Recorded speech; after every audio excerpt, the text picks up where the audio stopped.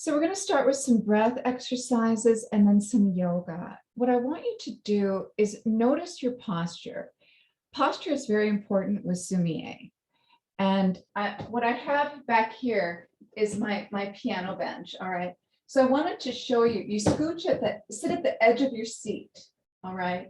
And you lift up, all right? So you're lifting up, so you keep your posture up, because you want to be breathing freely in your diaphragm. Your SUMI-E painting movements, you tend to move your arm like this. And so you're going to want to be building up some muscles to support you in doing this so that you'll be comfortable. And this is also an excellent posture just for sitting, for alertness, for breathing. And eventually, I mean, if you practice any Zen or meditation, you know, you should find yourself comfortable to be in this position. But if you're not used to it, it can be tiring. So we're going to start with some exercises to get you comfortable with that. So to begin with, you want to sit on the edge of your seat. And so you might want to even place your arms, you know, behind you, just to open up your chest and your diaphragm. Take your feet and press them into the ground. So you've got this counter pressure, this counter movement going on. You're pressing into the ground. You're lifting up from your pelvic bowl, and you're lifting your spine. You're kind of stretching your spine and lifting from the crown. Drop your shoulders comfortably. Maybe even put your shoulder blades together a little bit. So this is the ideal posture that you want. I stand when I paint, so I usually am standing like this. When I'm practicing or demonstrating, and as you might be at your computer right now, you might be at a desktop. So we'll talk about that too. But let's get in the right posture now and practice some breaths. This is something that you can do the duration of this class. And when you don't have time to practice anything else, practice this. And that is take 3 deep breaths. So if you haven't done any breath exercises before, I'm going to just guide you through a standard one. And this one is we're going to breathe in through the nose and out through the mouth. You breathe in through the nose, pause, and then exhale through the mouth. In painting, you do the brush stroke on the exhale. So this is very important for SUMI-E. I'm going to count. Usually when you begin this, it's for a shorter period of time. You want to work on building out your breathing so that you can ultimately exhale, and you could exhale. So on one end of the scale is like, okay, beginning, you know, count to 6 on the exhale. A Zen master would be 40, all right? So you want to start to build out so you can build a longer breath, all right? So I'm gonna count us in. I want you just to notice your breath right now, get in that upright position. And we're going to breathe in to the count of 4 and exhale to the count of 6. So breathe in through the nose, 2, 3, 4, pause and lift. And exhale, 6, 5, 4, 3, 2, and 1. So just notice how that felt. What we want to do at the top of the class is do this 3 times, and each week I'll be adding a little bit more. All right, so let's do this 3 times. Breathe in through the nose, 2, 3, 4, pause and lift. Exhale, 6, 5, 4, 3, 2, and 1. Inhale through the nose, 2, 3, 4, pause and lift. Exhale through the mouth, 6, 5, 4, 3, 2, 1. One more time. Inhale through the nose, 2, 3, 4, pause and lift. Exhale through the mouth. 2, 3, 4, 5, and 6. And notice how you feel. Now you might want to shake out a little bit, if you're not used to sitting like that for a long time, but this is something that you want to work on getting comfortable. So eventually you can sit upright, click into a focused mode, and paint. The next thing we're going to do is we're going to do a few yoga exercises. So the first one is we want to keep that upright position and take your hands and hold them right here. And so you want to press your fingertips together. All right, so we're pressing our fingertips together. And remember to breathe. Okay, so inhale and then exhale as you press, and then relax. And now go start at your pinky and then press all the way to your thumb and then go back. So you want to be pressing through each finger. So just build up some strength, in your fingers. All right. And then if you've ever taken piano lessons, usually you know this exercise. So this is another one. So you want to start building up a lot of the movements in your brush are just gentle little twists. And so you want to build up a little dexterity in your fingers. So, no matter how arthritic you might feel right now, it's always good just to stretch and warm up a little bit. Now take your hands and press them forward. Now this time we're going to breathe in as we're pressing out, and then you're going to lift them up overhead. And when you do that, look at your fingers just with your eyes, so you're looking up. And now you're going to look under one arm, center, and then the other. And just do that 3 times. So you notice that each of these exercises, we're going to do a repetition of 3 times. And 3. And now bring your hands down and just shake them out and relax a little bit. This next one is also to work on your upper body. And so with this one, what we're going to do is we're going to take your hands and extend them out to the side. Camera. All right, and so now what we're going to do is we're going to go like this and then that. So we're going to stretch out, and when we exhale, we point out. So I want you to do this one 10 times, all right? So and keep lifting and keep your feet pressing flat into the ground. So exhale when you're going. So this exercise, if you wanted to work on a painting that's going to be very energetic, you might really pump up a little bit, to get your circulation going. Or if you really want to go slow and work on just center and focus, you could go much slower. So after you've done 10, come back to center. And this last one we're going to do is just put your fingertips on your shoulder, bring your elbows together, bring them up and down around behind, and do that 3 times.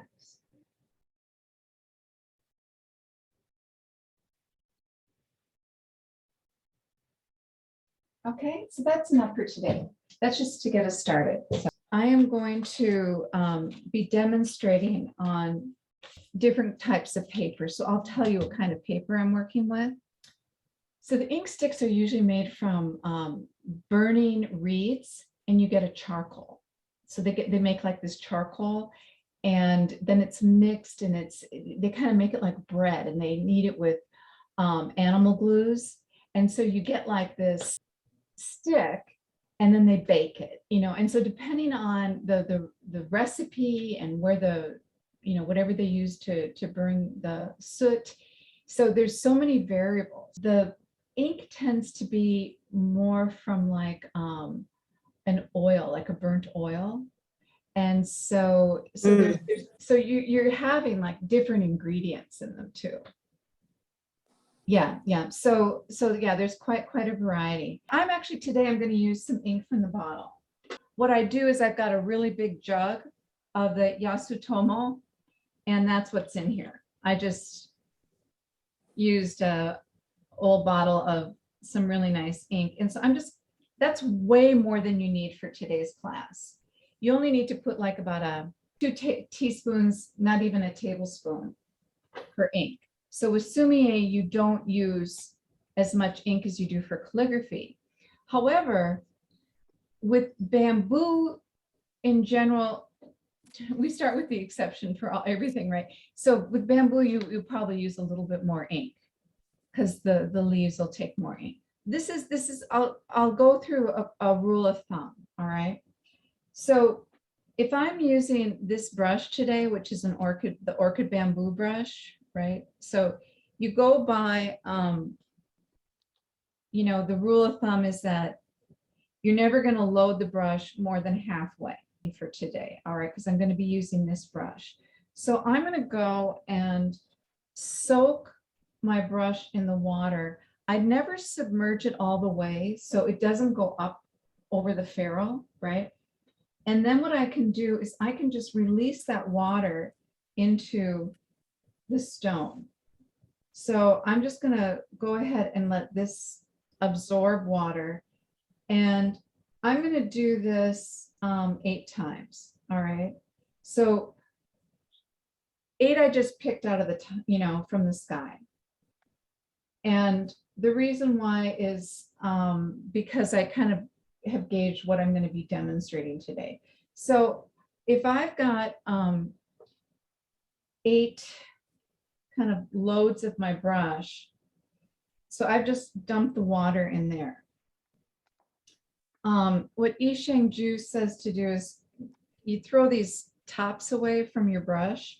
You don't keep them, but if you don't keep them to cover your brush because that'll just trap water and moisture and give it mildew. But you could use it if you poke some holes in it just to submerge it here, and then you could get like a measuring tool for how you want to add, how much water you want to add. After some time, you'll get comfortable with this. You'll get much more comfortable with this, but these are just rules of thumb to get you started.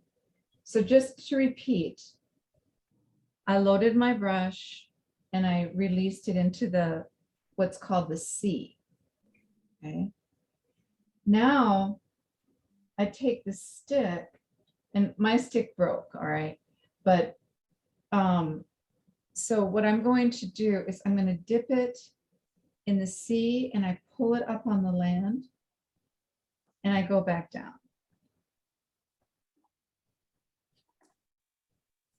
And so like I said, go 40 one direction, and this is a time to be contemplating what you're going to be painting.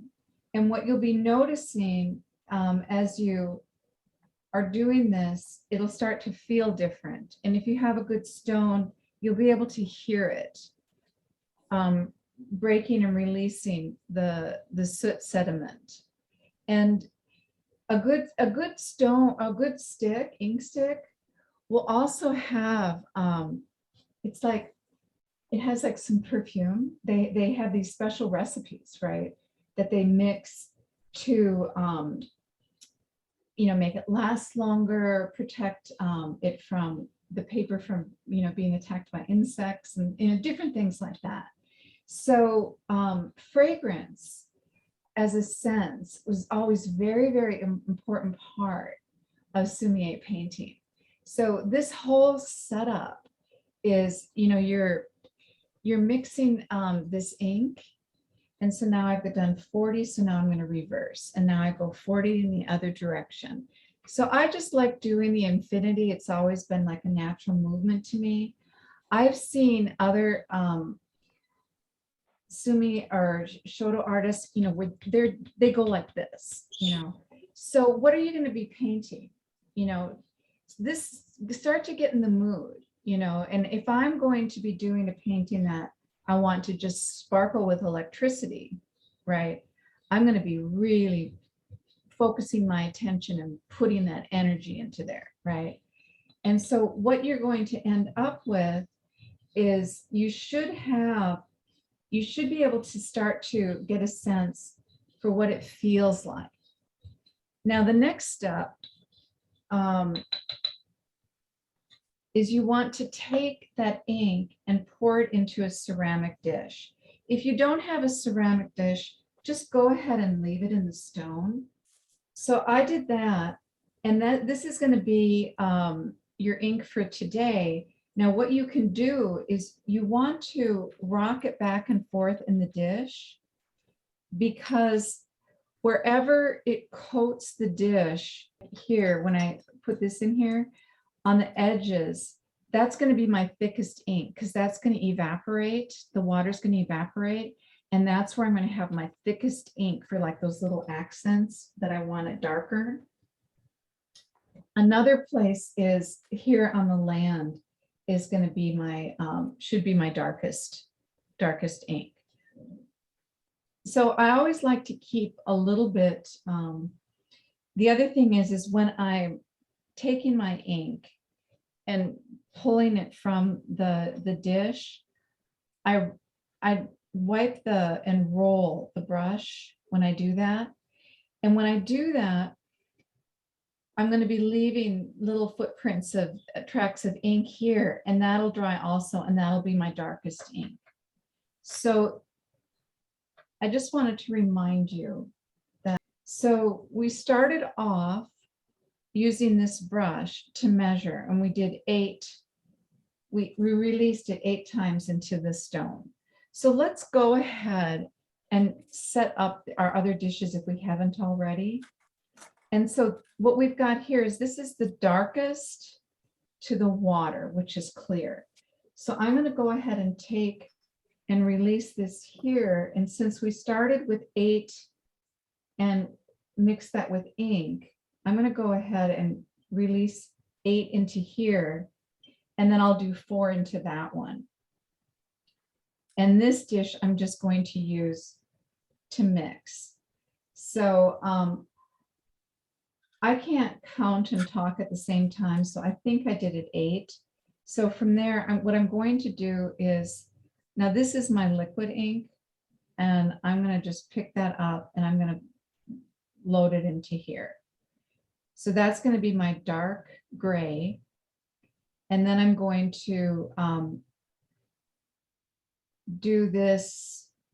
So if I did that 8 times, then I'd want this to be 16. So I would just unload this in here 16 times, and then I'm going to get my next lightest ink. So now it's all based on the brush I'm going to be using. So that's just, for me, kind of a rule of thumb. And then this is going to be my medium gray. And then the light gray is going to be the water that I use to rinse off. I just told you 8, 8, 16 is just a rule of thumb. I'm going to pick up about 1/3 here, and I'm just going to release it into here. So once you do that, notice that when I'm pulling my brush out, I'm always rolling it and bringing the tip to a point. You want to get those hairs all going in the same direction. So let's do our basic first exercise of values, and just that's that. Now I'm gonna I just went about 1/3 of the way, and that's that. And now I'm just going about 1/3 of the way, and that's that. So those are the starting values. So just test it out on your paper. And what you could also do is now I'm wiping off this black and I'm getting it on the lip, but it's still not going to be dry. But I could maybe pick it up from here, the stone, and I could try that. And when this is all going to dry lighter than when I painted it. So that is setting up your ink. And whatever paper you're using, you want to test it on that paper. So get in the habit of always having a strip of paper or a test paper nearby to test. Is think about what is your intention for the class? Why are you taking this class? Take your brush and you're going to learn, now you're going to learn how to hold it. So I'm holding the brush in the center of it right now, between my first two fingers and my thumb. These two fingers will control the movements. All right, so now I'm going to turn it so you can see it from the side. And when I paint, I go up and down. I go up and down. And if you see, like, I would be going up and down across the paper, you know, when you paint. So if you want a thicker line, you press down. If you want a thinner line, you press up or lift up. So, and also if you noticed, like my posture is, you know, I've got, if any of you remember turntables, it's like your arm is like, you know, this is the needle going up and down. The first exercise is I want you to write your intention on the paper and just see what results you get.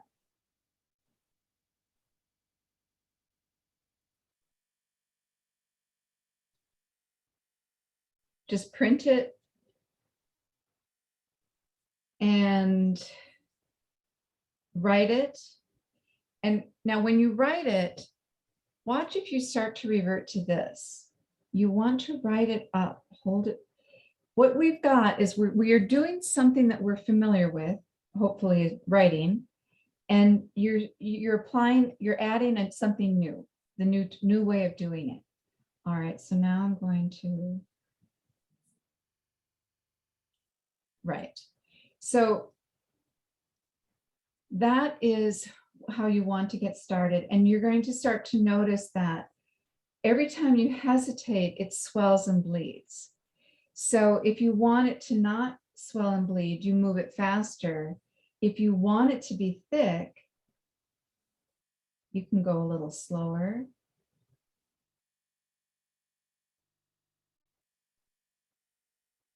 You know, so just play around with that.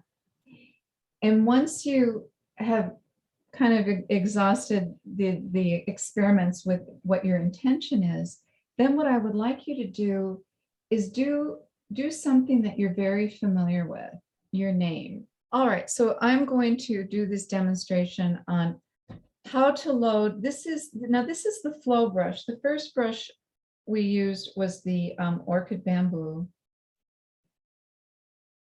And when you are done, anytime you're finished doing an exercise or some strokes, rinse out your brush. And remember again, the rule of thumb is never load your brush more than halfway. When you pull it out of the water or any dish, you're pulling, so you're pulling it and turning it. You pull it and turn it one way, and you pull it and turn it the other way. When you're doing it on a paper towel, same thing. Pull it, that way you get all the hairs going in the same direction and to a point. Now what we're going to do is we're going to take our flow brush, which is a standard combination brush. So if you don't have the brushes that I recommended, combination brushes or flow brushes, they're basically resilient hairs, longer hairs on the inside, and softer, more absorbent hairs on the outside. And they're cut and tapered so that they'll always come to a point. And because you have these highly absorbent hairs on the outside, when you load this brush to do lines, details, you can do it in a specific way. All right, so this is what you want to do with the brush that you want to use to get a nice point. So the first thing I'm going to do is I'm dropping it into the water about a little more than halfway and letting it just soak up the water. And then you see the bead of water and you just knock that off. And then go ahead and soak it up again and knock it off.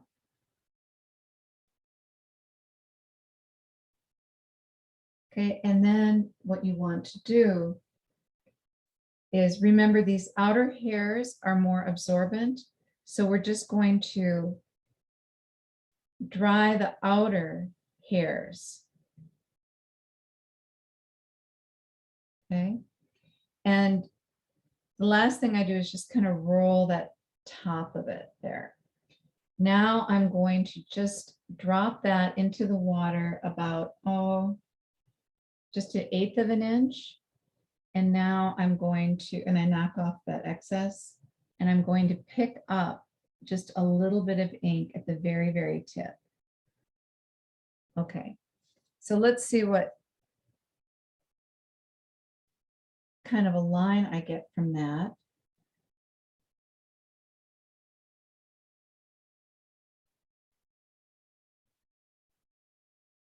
So I can get a much more precise line by loading my brush that way. Now, please note that because I am now, when I write, turning my brush like this, the water is going to continue to run down. So what will happen is now when I go to write it, I'm starting to see it gets a little bit thicker because more water is running down. So you need to just continue to tap and add more ink so that you can get those precise lines. So this is an important lesson in moisture control. Does anyone have any questions? We start out and we have a fresh brush, right? Okay, so this is a combination brush. And what you start out with, you sink it and submerge it into the water until all the hairs get wet, but you don't drop it all the way down, just about halfway, okay?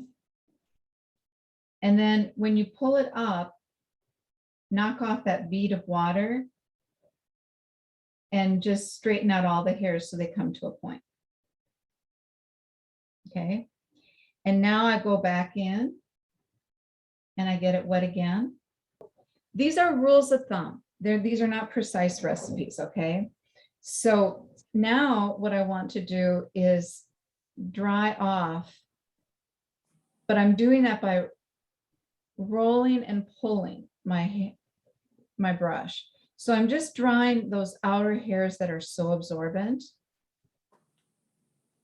Okay, and now I go back. I just want to get that very, very tip wet again because I might have dried it too much just a minute ago. So I'm just going to get the very tip.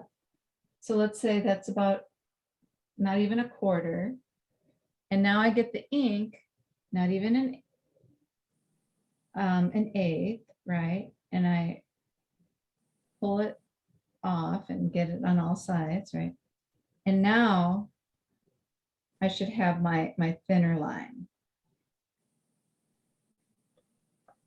Good. So yeah, that's a really important thing to know about moisture control. So now that you've got your brush set up like that, we're going to go to the first of the handouts. One, and I printed mine out in black and white, so these should be red here. But this is how you do a calligraphy stroke. And so in that grid, I drew a line like this, because that is the movement of your brush. So just, if that doesn't make sense right away, just suspend that for a while. I'm going to try a couple different angles and see if we can get a good look at that and understanding of that. So that's kind of the general idea, is that what you're doing is you're pressing down and then you kind of lift it and then you press down and you come back. So imagine, I've heard one expression is that it's the modesty. You're tucking in those ends so that they don't hang out and show like loose threads. You know, you just tuck them back in. Now, think of your brush as like a ballet slipper. So if you were a ballet dancer and you were doing, if you were dancing, you could dance on your toe, on the ball of your foot, the arch, or you come all the way down to the heel. So when we do the lines, we're on the toe. Okay. Now, as you continue to hold your brush up and down like this vertically, but what you can do now is I can move it. So now I'm just on the ball, right? I'm going to need to add a little bit more ink and water for the next one, coming down to the arch. And now if I come to the heel, that's going to bring me about halfway, because you remember the rule of thumb is you just use half of the brush, right? So if you want to make a bigger stroke, you need a bigger brush. So those were the strokes I just did. So it's very important to know how to load your brush for moisture control and then get some thicker lines. And we saw how we got the thicker lines by just pressing down a little bit more. That's what I did with the flow brush. I want you to do the same thing with your orchid bamboo. So now with the, just to see what the difference is. With the orchid bamboo, and just so you know, I'm painting on a double Schwann. So if you're painting on, say, the SUMI-E practice roll, you're going to get a different result. This bleeds a lot more. Even though this is sized paper, it just, this is more for sketching, all right? This is for your practice. If you get a good painting on one of these, that's a bonus. But this is just for you to just feel free to just keep working and working and working and building up the muscle memory.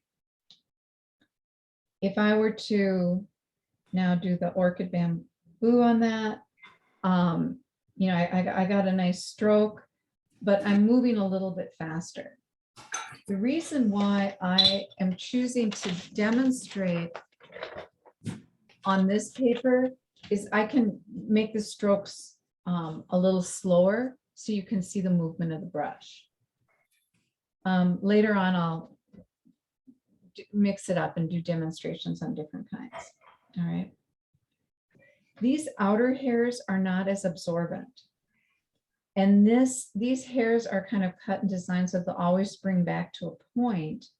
So, you know, you might be able to, you know, just play around with it a little bit to see how you can get a line that's equivalent to what you just did with the flow. And then, you know, keep pressing down a little bit more and then a little bit more. And now I talked about when you do the bone stroke, you know, in general, when you're doing, this is in calligraphy, it would be Ichi, it would be the number 1 or your classic bone stroke. And what I want you to see is, if I were to hold my hand up and down under the camera, it's like this, okay? But now I'm going to take it and I'm going to put it like a little bit at a 45-degree angle. So see it from the side. And then what I do is I touch the tip to that little curve that comes inside and I press it back. And then I go back and then I go back. All right. So that's the bone stroke. And it's a very, it's like I'm just brushing a hair off of you know, baby's face or something like that. You know, if you were just sort of gently to push someone's hair back from their forehead. You would just push it that gentle. It's not a really, you're not pressing really, really hard. So I want you to get that movement and feel comfortable with that. And because we're going to be doing a lot of that on the bamboo path. This is a foundational stroke. So now when I work with a piece of paper or a paper roll, I use weights to hold the paper down because the paper is going to stick to the brush and move. There's a little bit of blue in the ink, you know, and it's just going to move. And so you want to keep it in place. And if you don't have like weights, find something that's flat. And I encourage you, you know, find something that's flat and beautiful, you know, that you would like, that would give you, you know, make you happy to see, put on your paper. The other thing is you also want to hold your hand in the opposite direction of where you're painting, because that'll also steady the paper. And I'm going to show you something that happens often when you paint. So you've got it weighted down now. So I'm going to just set my weight here, and I'm going to use my hand here to hold the other side. I'm going to do this with the Orchid bamboo, and I'm going to set up the brush with a gradation stroke. This is a real cool technique. All right. So to load this brush, we're going to go ahead and rinse it off. All right, so I've rinsed it off, and now I'm going to go about halfway with my dark gray, and then I pull it. So I've got the excess water going back into the dish. And now I'm going to go about a quarter of the way with the blackest ink. Okay, so now I've got my brush, and I'm going to test it to see how I've loaded it. All right, the first thing you want to do is go the whole length of the paper.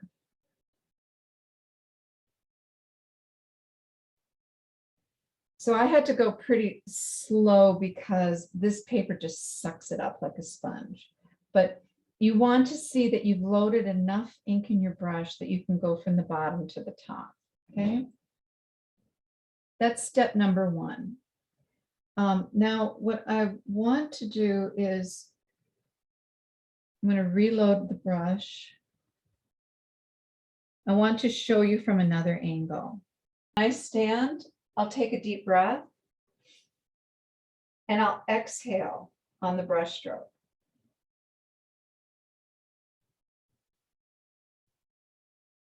And continue off the paper. So you start your brush stroke before you make contact with the paper, and you just continue. So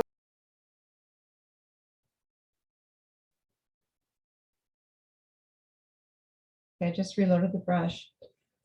Now we're going to do sort of a modification of that bone stroke. So I'm going to be demonstrating with the overhead camera and then the side angle, so you can see it from two different angles. I'm holding the brush right now at a 45-degree angle. I'm right-handed. All right, so you may need to flip this if you're left-handed, but when I do this, I'm going to start, and I'm going to move towards me, then I'm going to move forward, and then I'm going to come back. So just look for that movement, and I'm going to do it on one exhale as I go from the bottom to the top. All right, so I start, and I take a nice deep breath.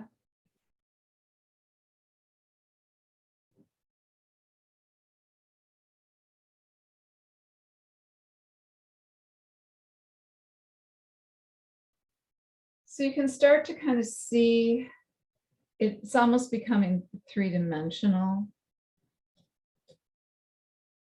Now I need to, you might not need to do this if reloaded. If you're using practice paper, you might be able to do another one.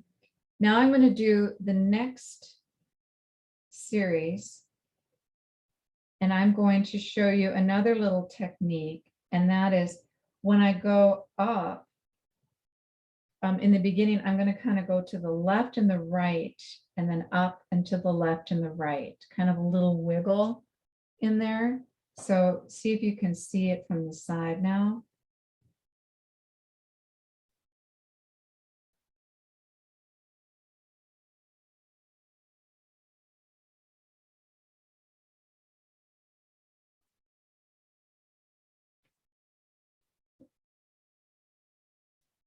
So that's what that looked like. So I get a little bit more of a swelling. So what I'm painting here are the culms of the bamboo. I'm going to do that last one more time.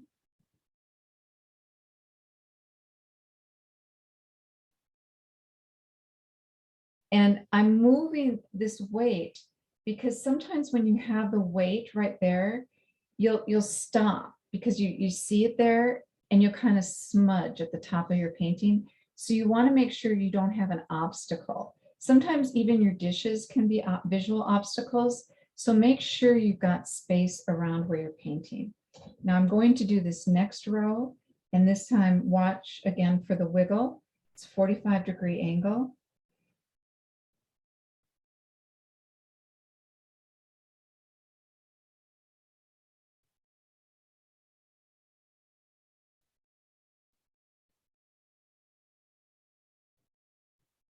Okay, did anyone notice anything a little bit different or anything that's going on here?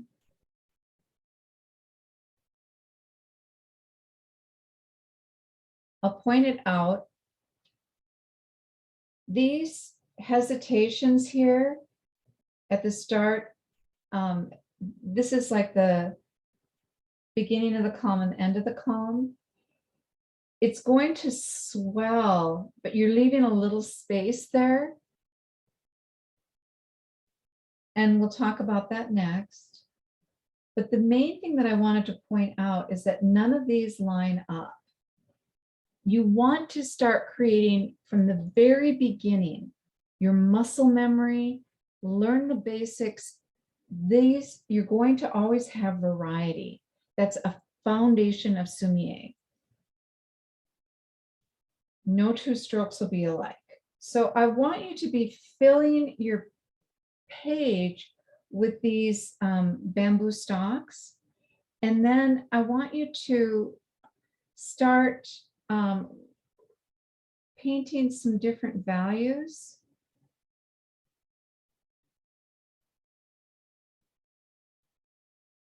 And if you'll notice, I'm getting a lot of white space there, and that is desirable. You'll get less of it when you go slower.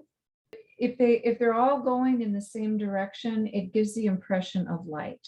The other thing is, on this particular bamboo, I wanted to demonstrate that the way that one of the characteristics of bamboo is that it bends.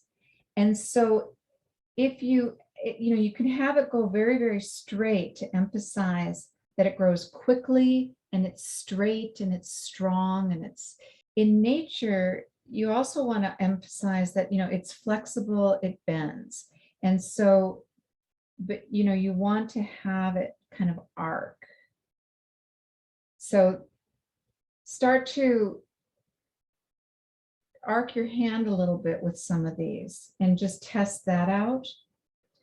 The next thing we're going to do is paint the nodules. So before I do that, I just want to check in with everyone and see, does anyone have any questions? You know what a culm is. This is the trunk, and the culms are the sections. And the sections, the bamboo can grow like 4 feet in a day. So it also characterizes like this energetic, vital energy. Hairs of your brush.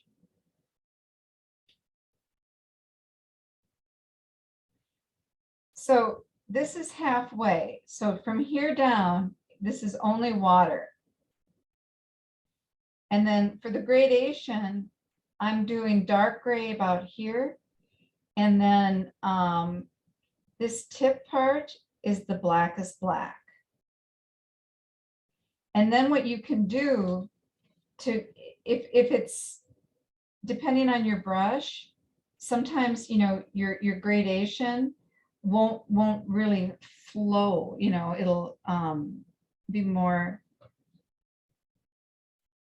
that, I mean, that actually blends well, but you know, you can roll it in a dish and kind of roll it and blend it, you know, if you're not getting a nice gradation there.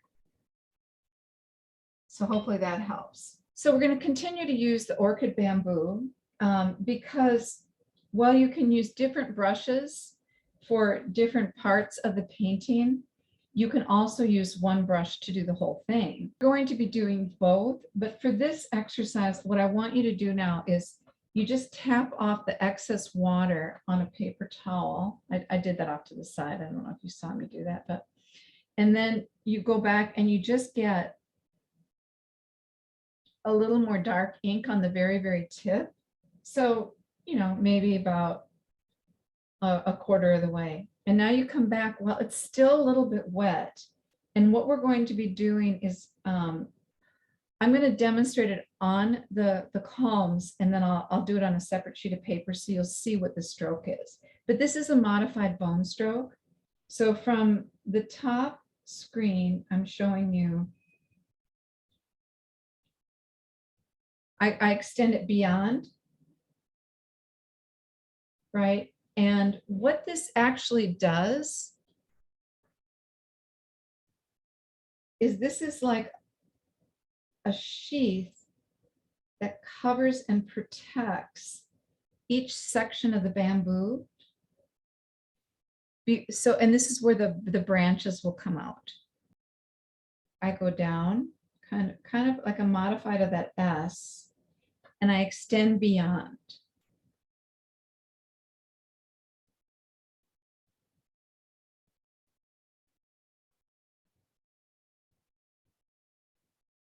So this particular stroke is like this.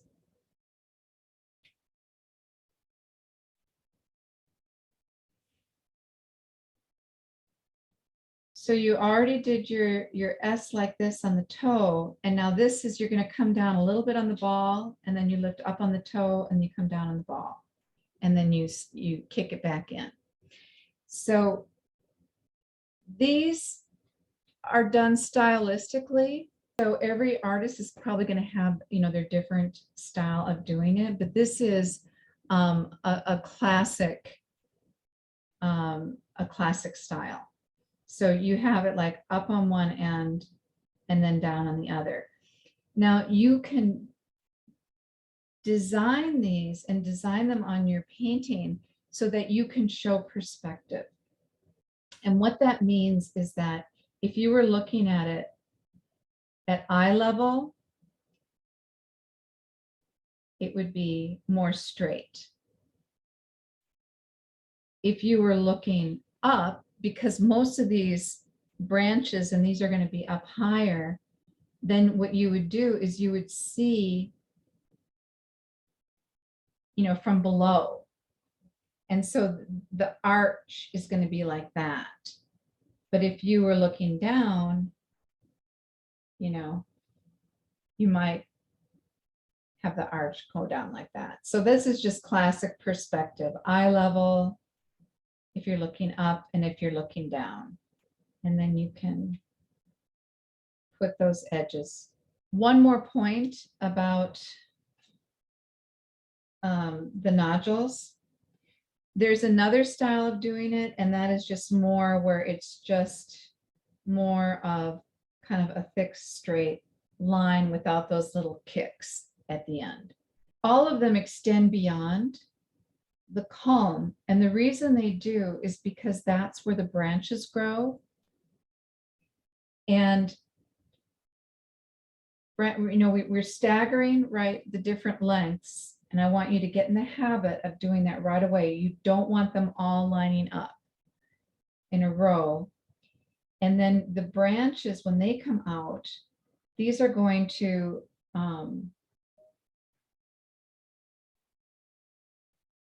you'll have one come from here, then the next one would come from here. And then the next one from here. So they don't appear on the same side. They're going to rotate and go around. And that gives you more of a three-dimensional feeling. Yes, Okay. the way the bamboo grows is that it's going to have, you know, like a thicker trunk, and then Yeah. it tapers and tapers and tapers as it grows, as it goes up into the thinner branches. Okay, thank you. Yes. So, and these are all, you know, important to know so that when you go to make a painting or express yourself, you can start to, you know, pull in that, you know, like, you know, you wanted to maybe show, you know, looking up at the heavens, you know, or maybe like an old trunk, or, you know, so you're building up your vocabulary by understanding. You're getting this inspiration from nature, even though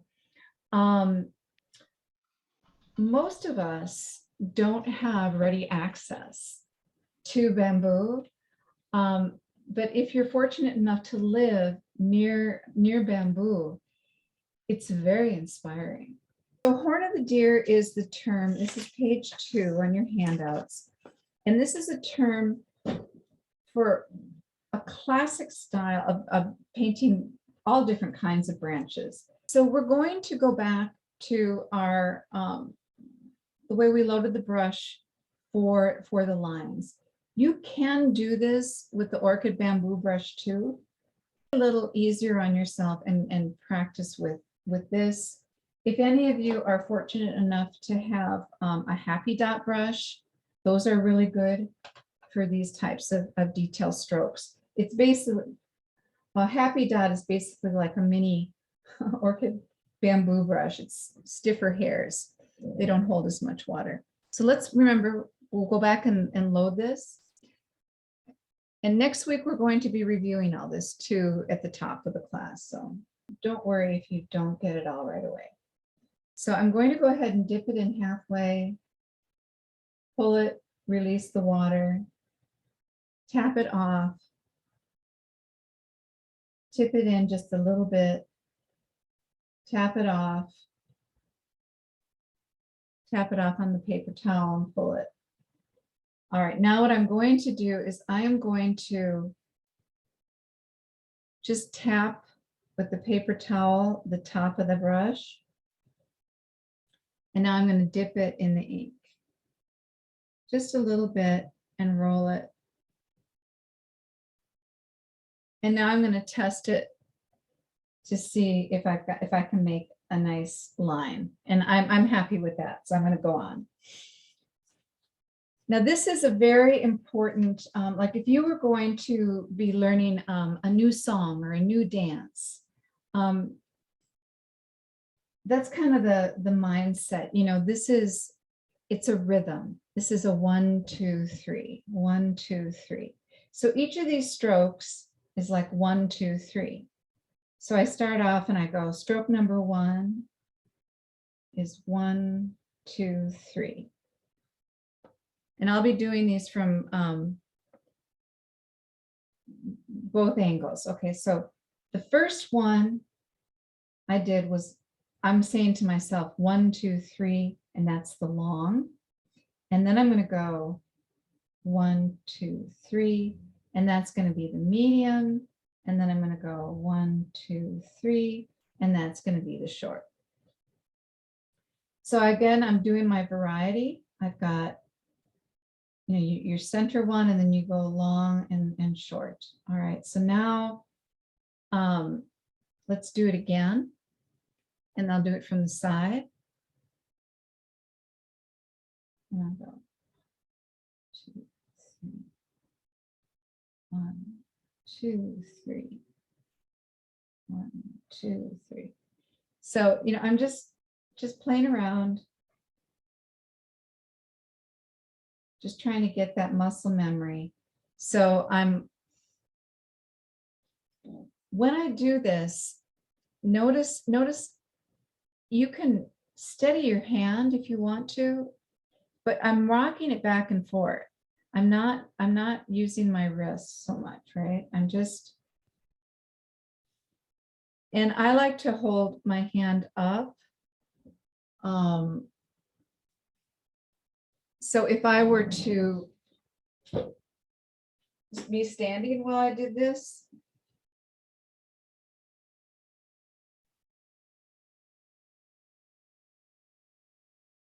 so you can just see how because I'm right-handed, you know, I usually start going off, you know, on the right side.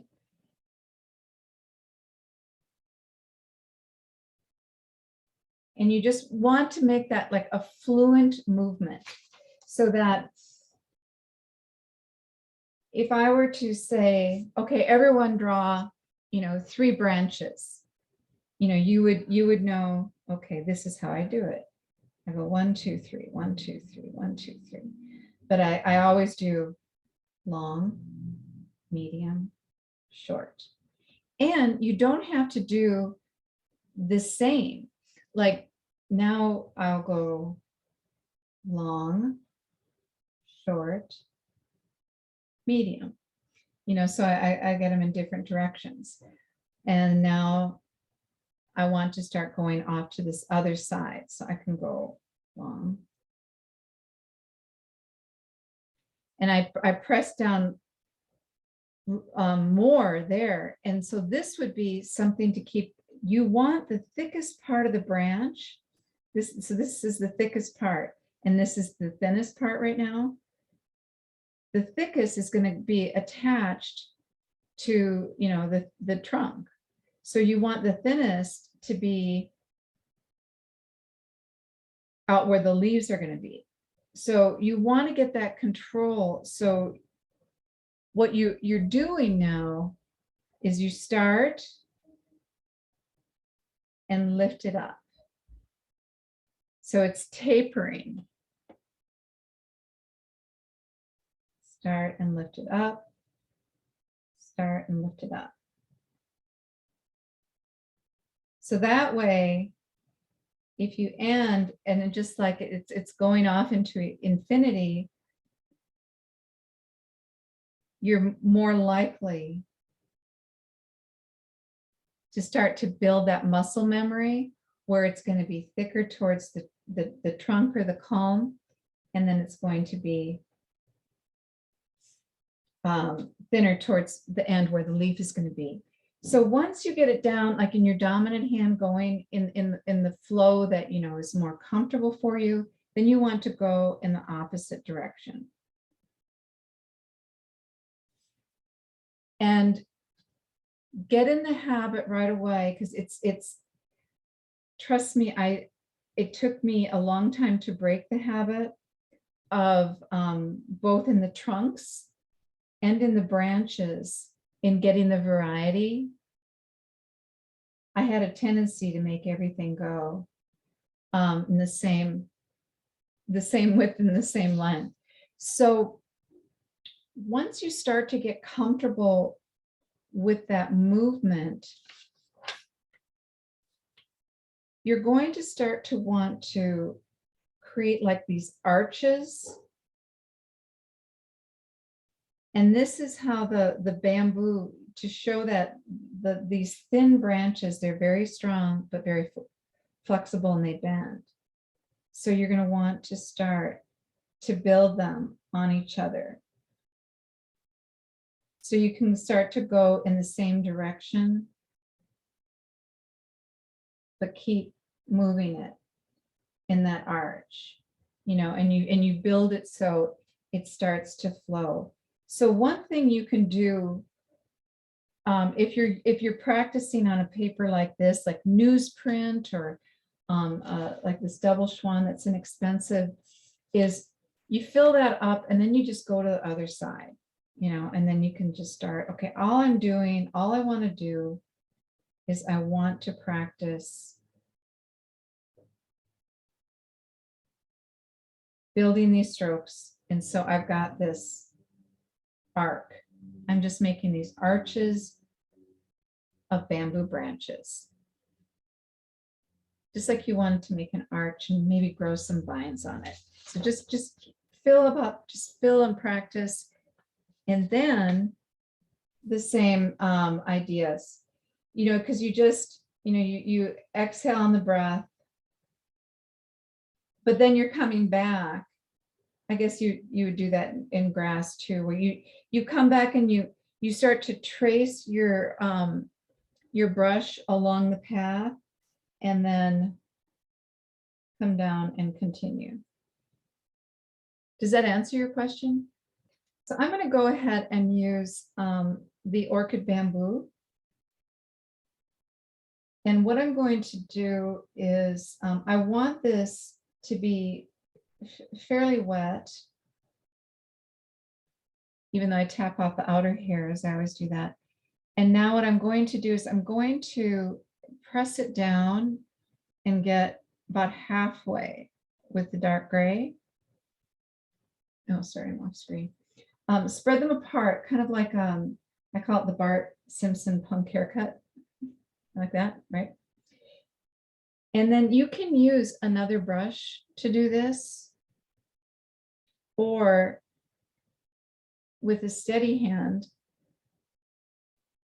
you dip one side of the brush into your dark black ink and the other side into your dark black ink. And then you can go ahead and just kind of blend it by wiggling it in the brush. And now, so now I'm going to put my right side down first, then roll it over, press the left side, and then wiggle it back and pull it up. All right, but I'm going to be doing this all vertically. All right, so that's the movement I'm doing. So I'm going like this.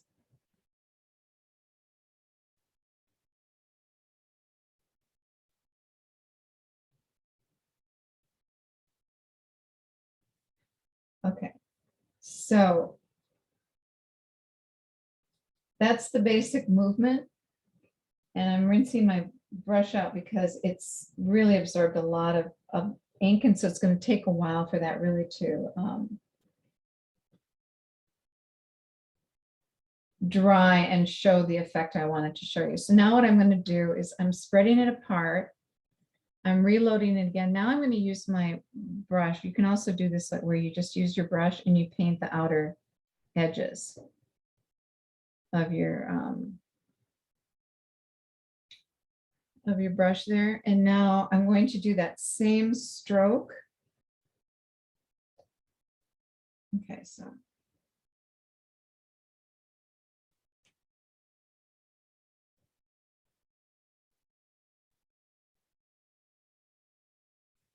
now I've got the outer sides are darker. So I'm kind of using it almost like a stamp. So your question was, was I doing the branches like a bone stroke? So let's do this one more time.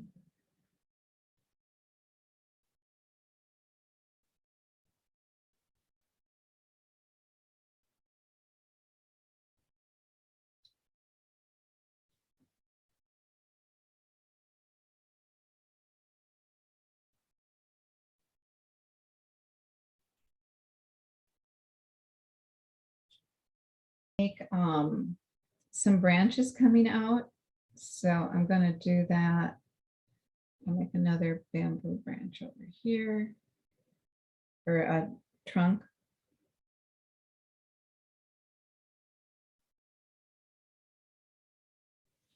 Okay, so I want the nodules to go in next.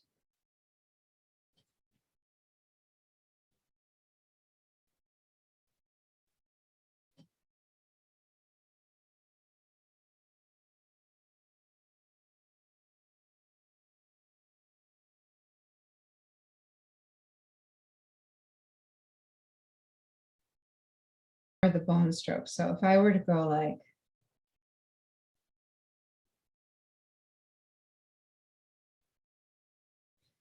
so I just did a real small back and forth. So I start out doing it that way, and then I want to continue, but I'm going to just tap off the excess water. And I could continue without even doing that, where I would just continue. Now what I'm doing is I'm just using like a single line. I don't know if that's really showing up. It's a real thin line, but that way now I'm going more like where I'm just tapering off like the grass. So you want to be able to make the branches thicker as they come, you know, a little bit closer into the bamboo. But then as they continue out, you want them to just go really, really thin.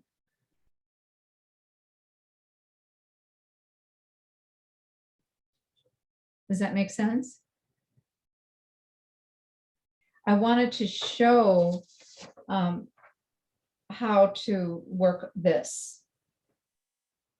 And what you'll also see is the nodules on the thinner.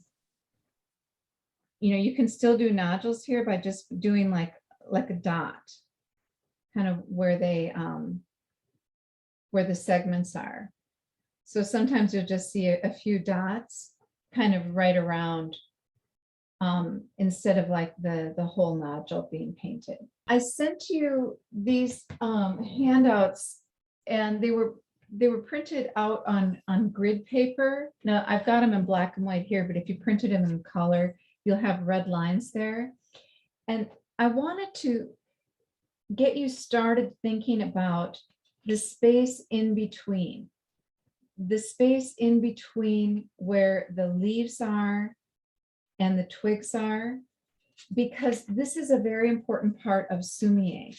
So when you're placing these leaves, you're creating like this beautiful space in between that's as important as the blade of leaf itself. So to practice that, I actually do practice and made these all on grid paper, just to give you, so if you wanted to go and try just to paint on top of it, you could go ahead and do that and just print out those just to get comfortable lifting and placing your brush down. So let's go ahead and paint these. Let's use our orchid bamboo, because this the brush hairs are a little bit more resilient, so they'll come back more readily to a point. What I'm doing here is I'm getting the brush wet by about halfway, and then I just tap off the excess. And now I'm just going straight to my blackest ink, and I'm going and getting it about a third. And then I just knock it off at the excess ink and roll it and bring it to a point. But if you're also comfortable doing the stems, you know, you might find that right now this brush is a little bit too wet to make a good horn of the deer. So to start off with, you might need to just, you know, dry it off a little bit, and then just get your blackest black, you know, the dried ink that's kind of dried off on your mixing plates. I'm going to go ahead and paint the horn of the deer. So I've got my long, my small, and now this stroke is called like a boat. It's supposed to kind of look like a boat. So I've got my second stem here, or branch here, and this one's going to kind of lift up and then come over and then off. So it's got this boat shape, but it still goes on both sides. All right. And then the next single leaf,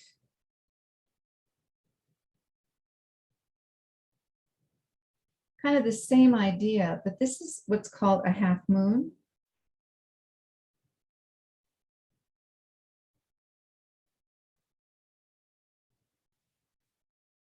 You basically, you start up in the air mentally, right? And you come down and you lift up and you keep going. I did the boat,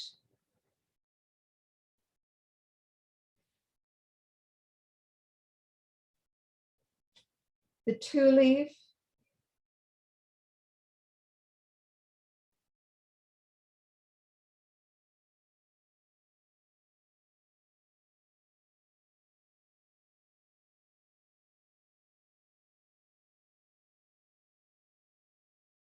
Need a little more ink. I can feel it. I can feel it getting dry. Yeah. So this one, here's a technique where you follow the stem of the leaf in a way.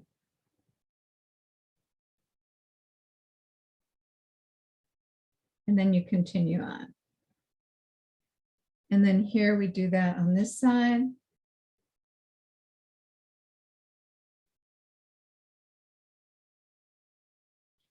So we've got the splitting open like that. The next one is the fishtail, goldfish tail. So this is generally called like a fishtail with two splitting open like that. And then this is the goldfish tail where you've got.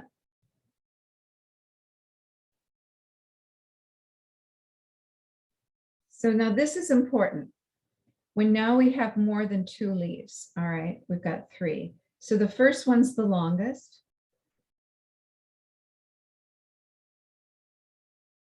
The next one, long but not as long.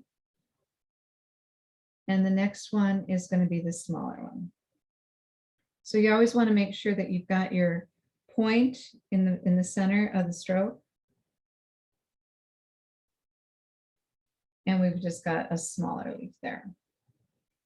So very important. It took me a long time to break the habit of making all those leaves the same. So I want to get you started right off the gate, getting that variety.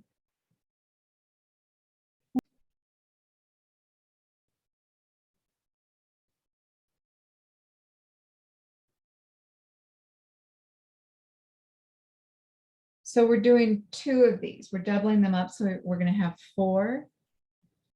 So on one side, we're going to have two longer. You make one that's the biggest. And when I lose my focus and concentration, I can get a wiggle in the leaf. So you want to stay completely focused on your stroke the whole time. Next one, not as big.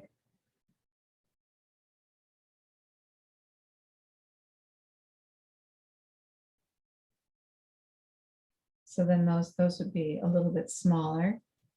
And then the last leaf arrangement that we've got would be a combination. So what we've got here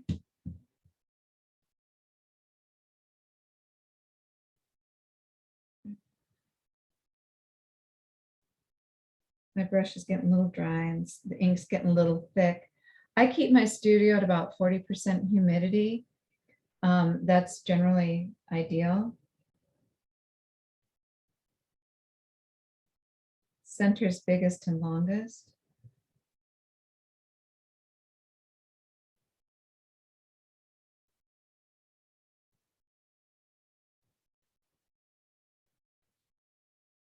So there, you could paint bamboo trees for the rest of the time and just use these combinations and you'd probably be okay.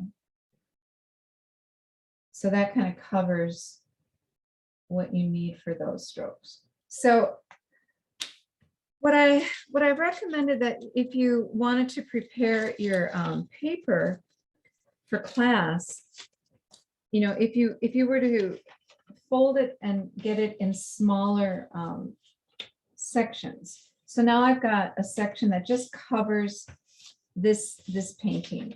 So if I print it out on a 8.5 by 11 sheet of paper, so I can put this over there and I can have my brush with just gray ink and kind of trace the lines. So I could say, oh, okay, so I can kind of trace, that's where, you know, this branch goes. And, you know, I could even, one thing you might want to do is you could put registration marks, you know, kind of where the corners are, where they line up. So if you were to move it, you could line it up again. So this is tracing. Copying is one way to learn, right? So now what we're learning here is basically kind of the composition and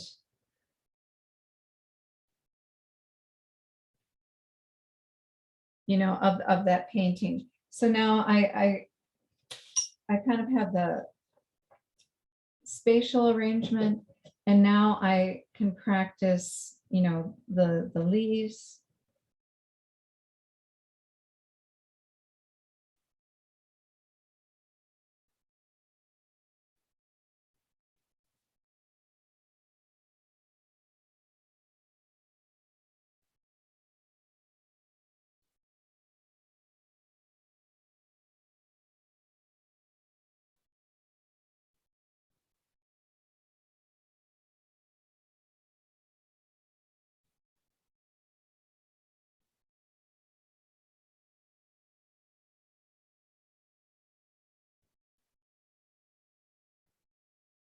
Start to get a sense of how to create and pull all those components together just to make a composition in a painting.